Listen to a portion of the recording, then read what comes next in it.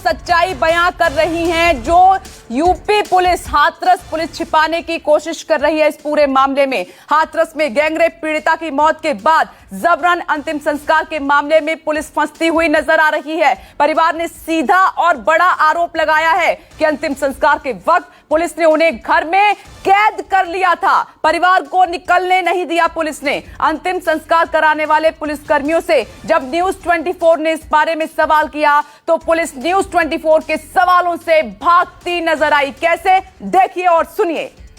आपसे सर क्या आप तक का अपडेट दे दो ना थोड़ा सा। नहीं, हम कौन ऑथराइज है सर? कोई परिवार कह रहा है कि भाई हमसे मत थोड़ा सा 2 लाइन बता दीजिए क्या नहीं, है? हम नहीं बताएंगे। ये बता रहे हैं कि डेड बॉडी जलाई है यहाँ पे बिना परमिशन के, ऐसा मतलब परिवार को लाया नहीं गया, ऐसा कुछ है सर? क्या वो बता रहे हैं, आरोप है उनका, हम ये बोल रहे हैं वो कि परिवार को किसी भी बारे में कोई इन्फॉर्मेशन नहीं दी गई और बिना इन्फॉर्मेशन के ही डेड बॉडी डाउन करिए। जी जी, डाउन करिए, नीचे डाउन करिए। किससे पूछा आपने? हमसे पूछ रहे हैं। हाँ, उनके परिवार के हमसे पूछा आपने। और अब आपको राहुल प्रकाश की रिपोर्ट दिखाते हैं जहां इस घिनौनी वारदात को अंजाम दिया गया था, जहां पर देखिए उस रिपोर्ट को ध्यान से। ये घटना हैरान भी कर रही है, परेशान भी कर रही है, और जिस तरीके की तस्वीर के बाद यूपी की कानून व्यवस्था पे सवाल उठ रहे हैं ये लाजमी है, क्योंकि जिस जगह मैं मौजूद हूँ ये वही जगह है। सुबह का वक्त था, वो पीड़ित इसी खेतों के रास्ते, जिस तरीके से बताया जा रहा है कि यहाँ से अपनी माँ के साथ ये जो धान, ये जिस तरीके से देख रहे हैं, यहाँ पहुँची थी और यहाँ से इसके अंदर यहाँ पर घास काट रही थी। बताया जा रहा है कि जब यहाँ पहुँची तो यहाँ पहुँचने के बाद उसको, जिस पर आरोप थे, जिन आरोपियों ने उसको अंदर खींचा, माँ दूसरी तरफ थी। मैं दूसरी तरफ एक तस्वीर दिखाने की कोशिश कर रहा हूँ। यानी 9 से 9:30 बजे का ये वक्त था और यहाँ से माँ कुछ ही दूरी पर थी, यानी माँ आगे की तरफ थी। जब माँ ने बेटी को आवाज़ दी तो उसने जवाब नहीं दिया। उसके बाद उसे लगा कि शायद होगी यहीं, लेकिन जब काफ़ी देर हो गई तो माँ वापस पहुँची। उसने देखा बेटी यहाँ नहीं है।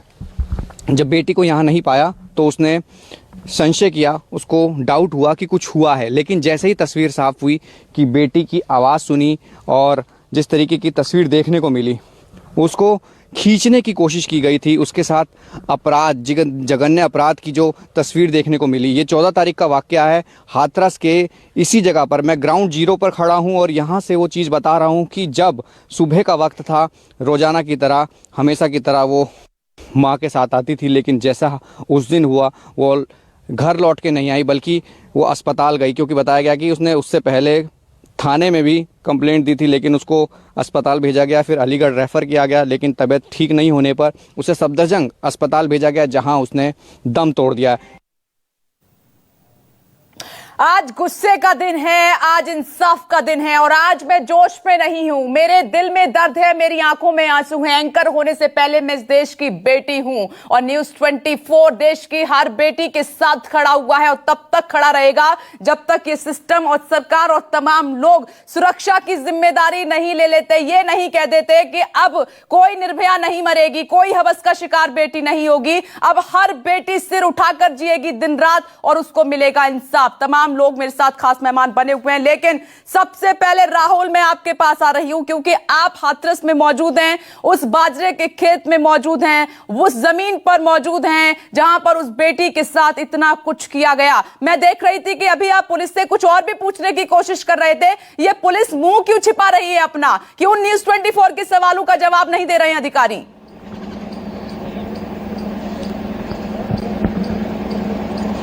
देखिए, ये हमने कल भी देखा और आज भी देखा। हालांकि डीएम हाथरस थे, उनसे हमने सवाल किया, जो जवाब उन्होंने दिया कि हमने परिवार को कहा, गाड़ी यहाँ मौजूद रही एम्बुलेंस, लेकिन परिवार खुद आना नहीं चाहता था। यानी सीधा आरोप परिवार पर, यानी अपना पॉइंट क्लियर किया कि हमने कहा, लेकिन उनके परिवार के 3-4 सदस्य गए, उन्होंने अंतिम संस्कार किया। यानी जिस चीज की हम बात रात को भी कर रहे थे कि जिनको लेके गए वो परिवार के आसपास के गाँव के लोग हैं और वो रिश्तेदारी में आते हैं, उनके जरिए अंतिम संस्कार की प्रक्रिया पूरी की गई है और वो ये कह रहे हैं कि हमें जबरन ले जाया गया। यानी साफ है कि तस्वीर रात को वही थी कि परिवार बंद ताले के अंदर था, डर की वजह से था, नहीं जाना चाहता था। वो ये चाहता था कि बेटी का मुंह भी देख ले, आखिरी वक्त वो भी देखने नहीं दिया, एम्बुलेंस से नहीं उतारा।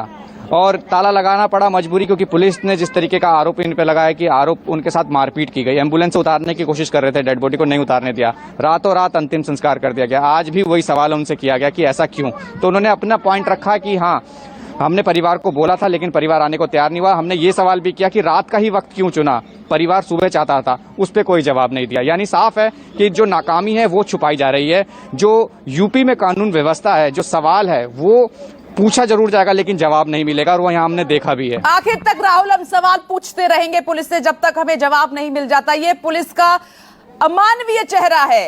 ये पुलिस इतनी बेरहम कैसे हो सकती है? जो पुलिस गरीबों के लिए है, ग्राउंड जीरो पर काम करती है गरीबों के लिए, वो पुलिस आज ऐसी कैसे हो सकती है?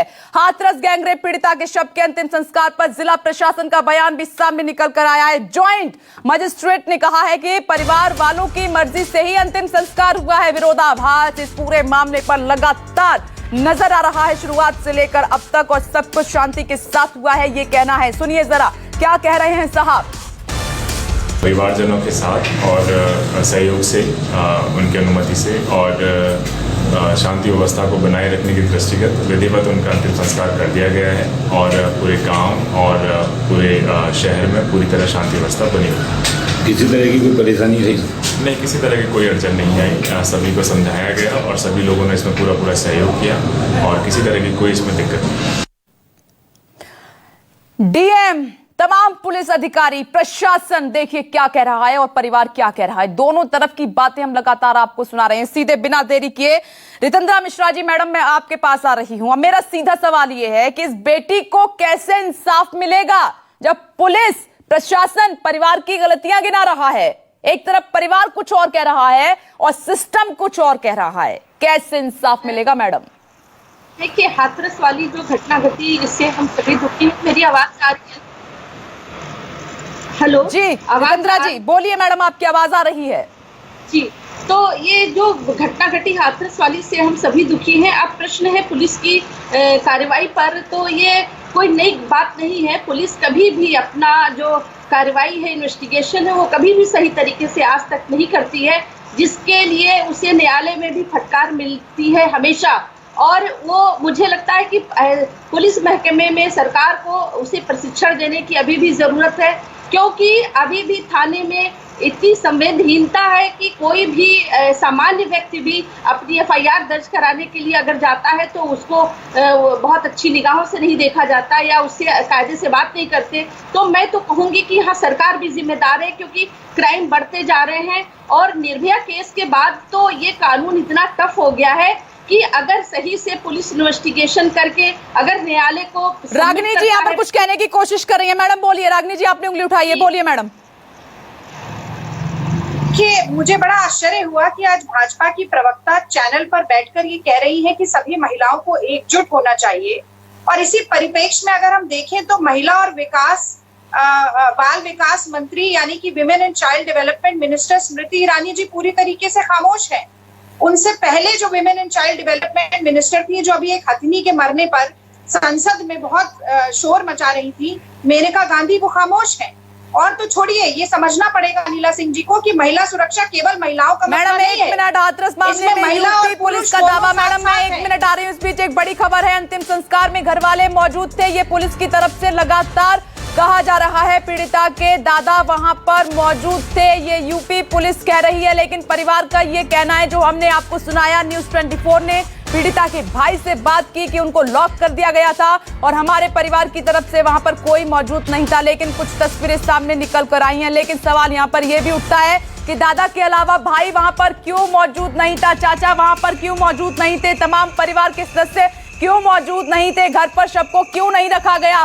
पुलिस मां ने ये कहा कि वो हल्दी लगाना चाहती है मात्र आखिरी बार अपनी बेटी को, तो पुलिस वहां पर शव लेकर क्यों नहीं गई। ये तस्वीरें आपके सामने हैं, ये यूपी पुलिस का दावा है। देखिए दोनों तरफ की बातें न्यूज़ 24 लगातार आपके सामने रख रहा है। मैडम रागिनी अब अपनी बात पूरी कीजिए। विपनेश, देखिए मैं कह रही हूँ कि अगर महिलाओं को एकजुट होना है तो सबसे पहले तो सत्ता में बैठी हुई महिलाओं को ऐसी बर्बरता, ऐसी नृशंसता, ऐसे अन्याय के खिलाफ आवाज उठानी होगी। पूर्व women and child development minister Maneka Gandhi भी खामोश हैं, स्मृति ईरानी भी खामोश है। यहाँ तक कि हमारे देश के प्रधानमंत्री जो कि सत्ता पर काबिज हुए ये नारा देकर कि बहुत हुआ महिलाओं पर वार, अब की बार मोदी सरकार, वो मोदी जी भी खामोश है। और बेटी बचाओ बेटी पढ़ाओ ऐसा लगता है कि नारा नहीं था, बेटी बचाओ एक चेतावनी थी, क्योंकि लोग अब कह रहे हैं कि भारतीय जनता पार्टी के राज में बेटी बचाओ। और पुलिस तो झूठ बोलेगी। देखिए, पुलिस जो कह रही है वो लगातार एक झूठी कहानी गढ़ने की कोशिश कर रही है। अन्ना सिंह जी ने उंगली उठा दिया। मैं आ भी रही थी मैडम आपके पास। बोलिए, क्यों मंत्री सरकार सब खामोश है? सीधा सवाल रागिनी जी का आपसे है, क्यों ट्विटर पर ही लड़ाई लड़ी जा रही है? जमीन पर कब उतरेगा? किस तरह से संरक्षण देने की कोशिश की गई थी, जवाब आज भी उत्तर प्रदेश में हो रही है। पुलिस झूठ बोल रही है लगातार। माँ बाप कह रहे हैं, भाई कह रहा है कि लाश को हमें घर तक नहीं लाने दिया गया, मारा गया, पीटा गया, एम्बुलेंस को सीधा शमशान घाट ले गया गया। और वहाँ पर आप देख रहे हैं कि केवल एक मुसलमान खड़े हैं। लगातार सूचना छुपाई जा रही है, जानकारी छुपाई जा रही है। ये क्यों हो रहा है? अगर हम एक इतने सेंसिटिव इशू पे बात कर रहे हैं तो बारी बारी से बात किया जाए। रागिनी पाठक से तो नहीं, रागिनी नायक से तो नहीं बात की जा रही है ना, मुझसे प्रश्न किया गया है, मैं उत्तर दे रही हूँ। अनिला सिंह जी, ऊंची आवाज करके शुरुआत से प्रश्न किया जा रहा है, आपने एक भी प्रश्न का जवाब नहीं दिया अभी तक। आपने अपनी सरकार के लिए नहीं कहा कि हम शर्मिंदा हैं, आपने नहीं कहा कि हम माफी मांगते हैं, आपने नहीं कहा कि यूपी सरकार शर्मसार है कि लगातार उत्तर प्रदेश में महिलाओं की इज्जत तार-तार हो रही है। और आप बैठकर मुझे प्रवचन दे रही है और आप चाहती हैं कि मैं आपके प्रवचन को सुनूं और उस पर ताली बजाऊं या थाली बजाऊं। अनिला सिंह जी, पहले माफी मांगे, माफी मांगे, आप माफी मांगे भारतीय जनता पार्टी की तरफ से, माफी मांगे नरेंद्र मोदी की तरफ से, माफी मांगे योगी आदित्यनाथ की तरफ से। मैं तो आज ही कहती हूँ कि योगी आदित्यनाथ धार्मिक संस्कार है, अगर देश मात्र की नैतिकता बची है तो आज इस्तीफा देना चाहिए योगी आदित्यनाथ को, वरना इस देश की जनता मुझे इस बात को आगे मानेगी और ये मानेगी कि योगी आदित्यनाथ न सिर्फ एक नाकाबिल मुख्यमंत्री है बल्कि एक बहुत ही गिरे हुए इंसान भी है, जिनमें मानवता का लेश मात्र भी शेष नहीं बचा है। और उसी बात की भागीदारी आज आप भी बन रही है, जो आज जिम्मेदारी लेना नहीं चाहती। आप चाहती है कि मैं चुप हो जाऊं, मैं आज इस देश की महिलाओं की आवाज हूं। अनिला सिंह जी, आप मुझे चुप नहीं कर सकते। आज मैं उस हाशरत की पीड़िता के परिवार की आवाज बनकर इस चैनल पर बैठी हूँ, आप मुझे चुप नहीं कर सकते। आपने उस बच्ची की जुबान तो काट दी, आपने उस बच्ची की रीढ़ की हड्डी तो तोड़ दी, लेकिन इस देश की महिलाओं के हौसले को आप लोग नहीं तोड़ पाएंगे। हम खड़े होंगे इस अन्याय के खिलाफ, पूरे देश की जनता एक साथ आप लोगों के अत्याचार के खिलाफ बोलेगी और कहेगी कि यूपी सरकार एक निकम्मी सरकार है, यूपी सरकार एक नकारा सरकार है, यूपी सरकार एक महिला विरोधी सरकार है। अनिला जी,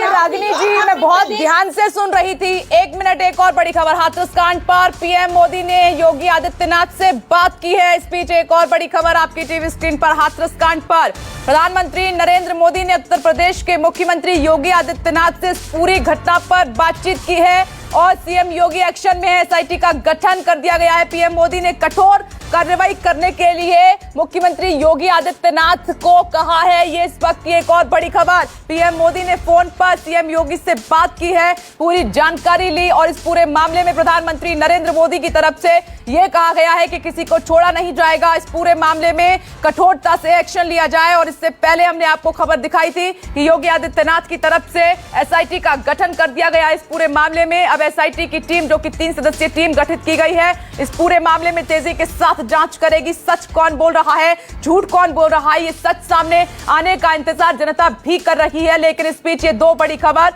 थोड़ी देर पहले ही प्रधानमंत्री नरेंद्र मोदी ने मुख्यमंत्री योगी आदित्यनाथ से हाथरस कांड पर बातचीत की है। साथ ही प्रधानमंत्री नरेंद्र मोदी की तरफ से कहा गया है कि पूरी तरीके से कठोरता के साथ इसमें एक्शन लिया जाए, कार्रवाई की जाए। और इससे पहले योगी आदित्यनाथ की तरफ से जो है एसआईटी का गठन कर दिया गया, उसमें भी सीएम योगी ने कहा है कि किसी को बख्शा नहीं जाएगा, किसी को छोड़ा नहीं जाएगा और जल्दी से भी इसमें जांच रिपोर्ट भी तलब की है। इस खबर पर सीधे मैं रुख करूंगी लखनऊ से। मेरे सहयोगी अशोक तिवारी जुड़ गए हैं। अशोक तिवारी, अब लगातार सरकार की तरफ से एक्शन हो रहा है। पीएम मोदी ने भी कहा किसी को छोड़ा नहीं जाएगा, सीएम योगी ने भी कहा कि किसी को बख्शा नहीं जाएगा। देखिए, निश्चित तौर पर आज हाथरस की घटना को लेकर बहुत तेजी से एक्शन देखने को मिला है। सुबह मुख्यमंत्री योगी आदित्यनाथ की तरफ से एक कमेटी गठित की गई जो 7 दिनों के भीतर अपनी जांच रिपोर्ट देगी, योगी सरकार को सौंपेगी हाथरस घटना को लेकर, जिसके लिए एसआईटी का गठन किया गया। और प्रधानमंत्री नरेंद्र मोदी ने भी मुख्यमंत्री योगी आदित्यनाथ से फोन पर बातचीत की है, जिसमें हाथरस घटना को लेकर अभी तक सरकार की तरफ से क्या कार्रवाई की गई, पूरे घटनाक्रम को लेकर पूरी जानकारी प्रधानमंत्री नरेंद्र मोदी ने मुख्यमंत्री योगी आदित्यनाथ से लिया है। और दूसरा, प्रधानमंत्री की तरफ से ये भी कहा गया है कि मुख्यमंत्री उत्तर प्रदेश की जो है वो इस घटना में जो भी आरोपी हैं उनके खिलाफ कठोर कार्रवाई करें। तो ये कहा जा सकता है कि इस पूरे घटनाक्रम को लेकर सुबह से बहुत ज्यादा एक्शन देखने को मिल रहा है। इस पूरे घटनाक्रम में हाथरस की घटना जो घटित हुई है, जिसने कई तरह के सवाल भी खड़े किए हैं, तो अब खुद प्रधानमंत्री का इन्वॉल्वमेंट इस घटना में हुआ है और शायद यही वजह है कि उन्होंने मुख्यमंत्री से बात करके घटनाक्रम पर न सिर्फ अपडेट दिया है बल्कि कठोर कार्रवाई करने को भी कहा है। ठीक है अशोक तिवारी, आप अपनी नजर बनाए रखिएगा, मैं लौटूंगी इस बड़ी खबर पर। लगातार हमारी नजर बनी हुई है। आज इंसाफ का दिन है, आज गुस्से का दिन है और न्यूज़ 24 की बड़ी मुहिम लगातार जारी है। छोटा सा ब्रेक, जल्द लौट रहे हैं, देखते रहिए न्यूज़ 24।